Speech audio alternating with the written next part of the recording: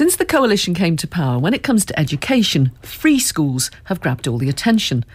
But another brand new schooling model is also being started, the new University Technology College. Now, as the title suggests, the colleges concentrate on science and technology and aim to increase the number of engineers.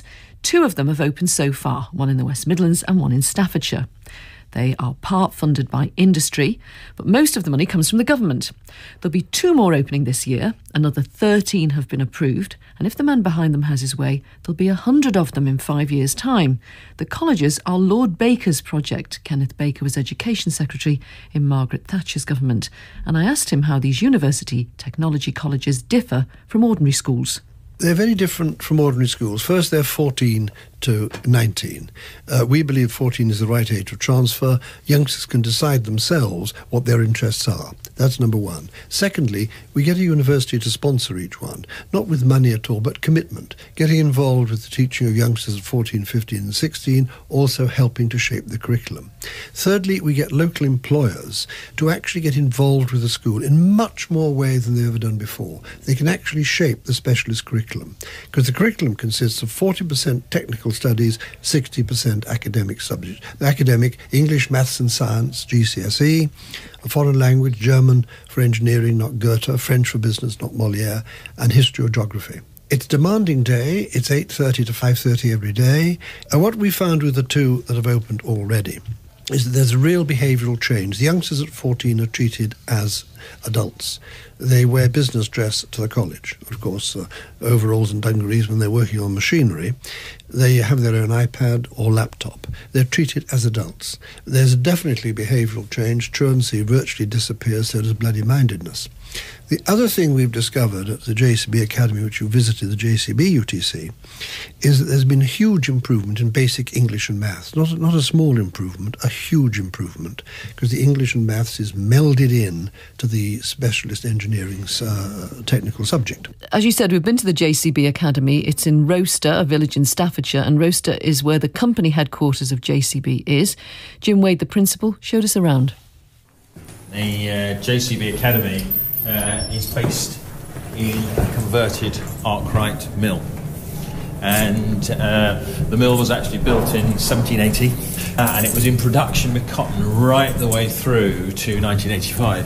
And we always say to the students actually to do some of your engineering and manufacturing education in somewhere that's been part of our manufacturing heritage for over 200 years. Real resonance in terms of the learning.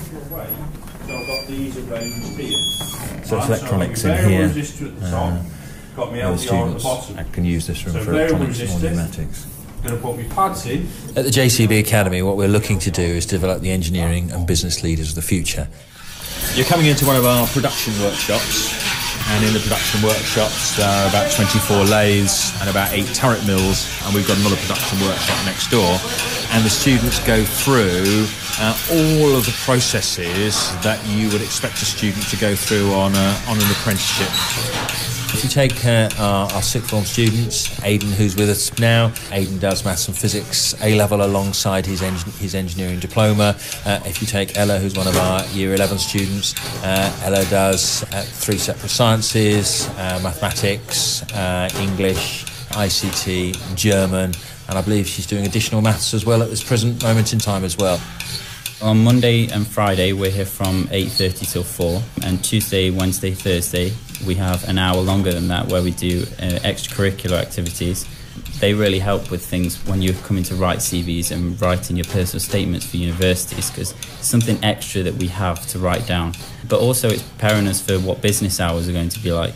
It's not school hours, we go beyond that. I would like to go into biomedical engineering. That is my preferred choice, and I think coming here and learning more about engineering that I wouldn't have learned at all at my old school has really helped me to choose that it's the right decision for me to go into that, rather than choosing it once I've finished A-levels and not being completely certain on what I wanted to do.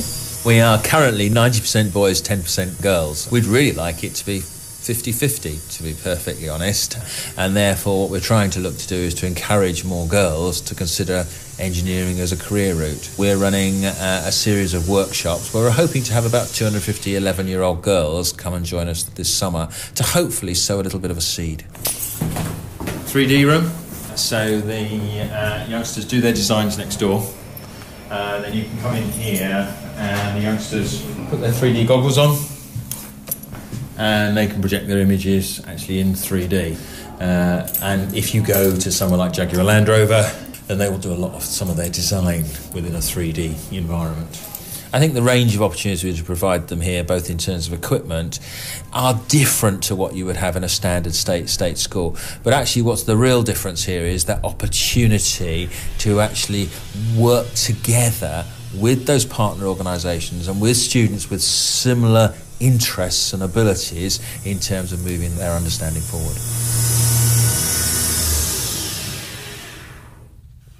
Staff and pupils at the JCB Academy in Roaster in Staffordshire. It's called, as I said, a university technical college, and the university that should be involved with it is the University of Derby. Liz Barnes is the Pro-Vice-Chancellor. Now, I know you have some reservations about the whole idea of these schools. Tell me what they are. Well, if I start with one about the commitment of the university to university technical colleges, what's really important for any university is that it works with all of the schools within its catchment. And it's about what's expected of universities, particularly as the title of university is being used for these technical colleges. And I have to say, it's not really clear why we would call them university technical colleges when they're really focused on the technical, the technology. We have other schools within our catchment area, John Port and Queen Elizabeth and Ashbourne, that are specialist schools in technology.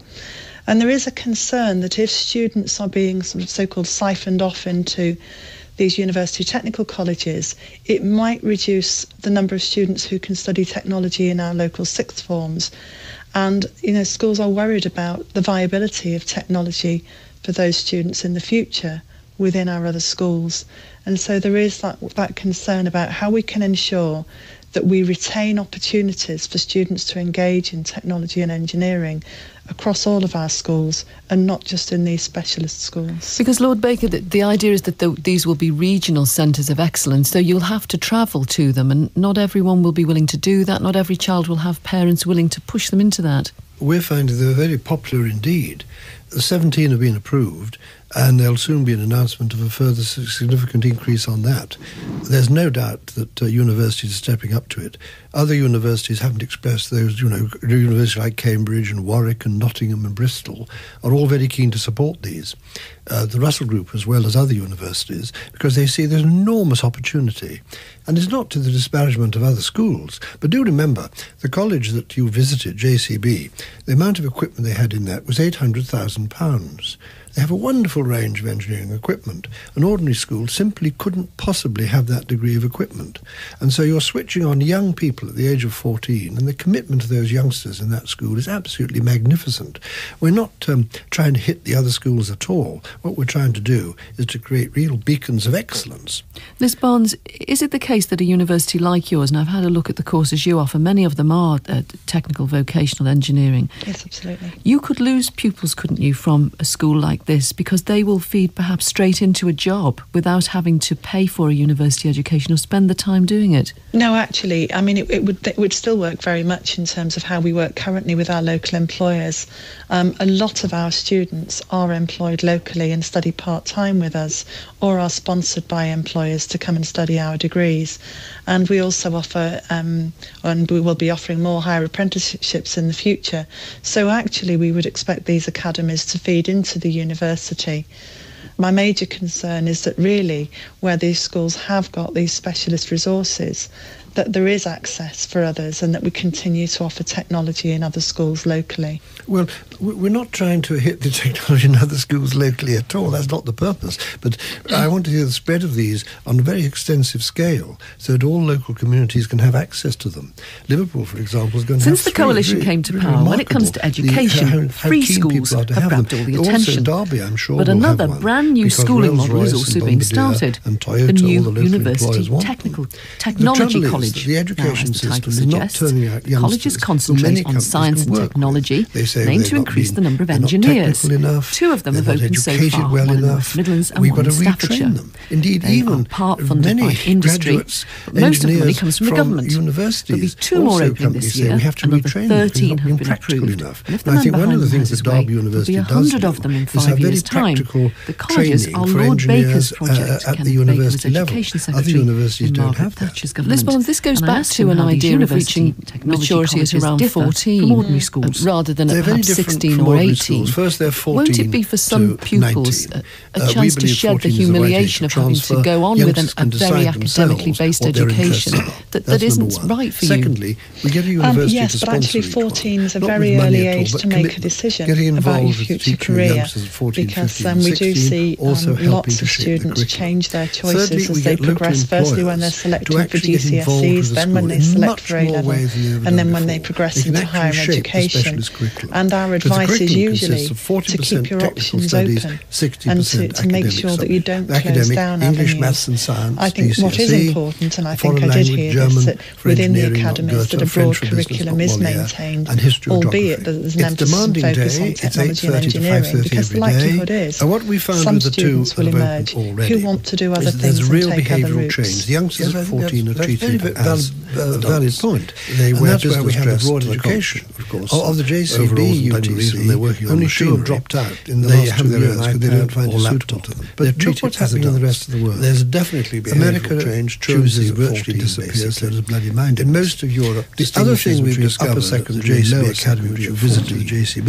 UTC, in Austria, which has one of the is lowest there's been huge rates improvement of in basic unemployment English of and young maths. people. Not a small At 14, a huge you go improvement. into selective The English and technical maths is education, various melded aspects in of it, not to only the engineering, specialist other engineering parts of it, like technical catering, subject. whatever it may As be. you said, we've been to the JCB Academy. It's in Roaster, a village in Staffordshire, and Roaster is where the company headquarters of JCB really quite is. mature. Jim Wade, the principal, They really showed us know where around. their interests are. And it's no The, good asking JCB youngsters Academy, who don't want to go into the academic world particularly to go on doing something they want to do. And I was talking to Lord Baker the mill was and actually built in 1780, and it was in production with cotton. A power struggle is taking place at the heart of Scotland's longest-running student newspaper. There's a new kid on the block at Aberdeen University. Caitlin Smith finds out more. Students at the university are launching a new online paper, Vox Pop. They claim the Gaudi, which was first published in 1934, does not have editorial independence from the Students' Association. Alexander Ryland, Vox Pop's editor, explained his concerns. If, for example, I want to publish something that says, the Students' Association has done something drastically wrong, but they don't want that out, there is the potential that the student president, who is the editor-in-chief, he does have the final say on everything published, can turn around and say no. The point of the university is for the free exchange of ideas, and to be able to restrict the student press and to be able to restrict your right to freedom of speech defies the entire notion of a university education altogether. And it's over to Robin Parker, editor-in-chief as well as student president. The Students' Association has very little, in fact it has no day-to-day input into what exactly is printed in the Gaudi. I'd be very happy to see criticism of the Students' Association. There are a couple of very real issues with the Gaudi, and that is what it's focusing on, what it's writing about, although having said that, it's free to write about whatever it wants. North East MP Angus Robertson tabled a motion to the House of Commons in 2003 following the resignation of a former Gaudi editor who left in protest of a Students' Association decision that overruled him. Mr Robertson, who's a former Aberdeen University student, says the paper should get back to what it does best, serving the local student community. The fact that it's now a rival student newspaper at Aberdeen University shows that the issue of editorial independence of the main student newspaper, Gaudi, is a serious one. Frankly, it's something that I think is in everybody's interest to sort out, because students need the best information about student events at the university, the local community, and that's what Gaudi always was and should remain. Angus Robertson, MP, ending that report from Caitlin Smith.